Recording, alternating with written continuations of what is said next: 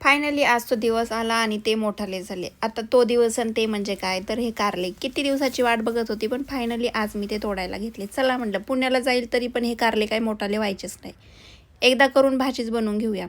आज ठरलं होतं मस्तपैकी काळ्या मसाल्याची कारल्याची भाजी बनवायची, म्हणून मग मी कारले तोडले. आहेत नाहीत लपलेले छुपलेले सगळे तोडून काढले.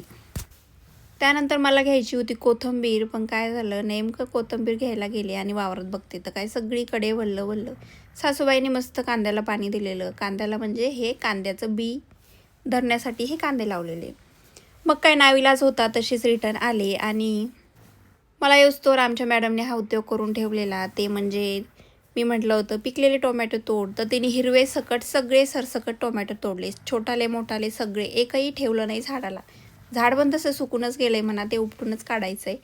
मग काय काढले पण आणि दाखवायला पण घेऊन आली. आता तुम्हाला वाटतं असं एवढी मोठी ताट घेऊन ही चालली कुठं, तर कुठं नाही. इथं मला झाडाच्या पपया तोडायच्या 2-4 दिवसापासून तोडायच्या होत्या. सासूबाई म्हणल्या अगं रस्त्यावर झाड आहे, कुणी तोडून घेऊन जाईल, त्यापेक्षा तू तोड आणि घरात ठेवून दे. आता पाहायला गेले तर काय हातच पुरला नाही. मग मी एक खुर्ची घेऊन आले. आता इशूला पण कळत नव्हतं की नेमकं आईचं चाललंय तरी काय, करते तरी काय ही खुर्चीवर उभं राहून. मग मी खुर्ची घेऊन आले आणि खुर्चीच्या साह्याने मी त्या सगळ्या पपया तोडून घेतल्या. आता मी तोडत होते आणि तिच्या हातात देत होते, पण ती हात लावायला तयार नाही, कारण त्याचा रुचीक पडत होता. तर बोलली नाही आई मी हात लावणार नाही. तर मग चला अशा प्रकारे मी 4 पपया तोडल्या. एक छोटी होती पण 3 छान होत्या आणि एकदम मोठ्या मोठ्या होत्या आणि आता 2-3 दिवसातच त्या छान पिकतील.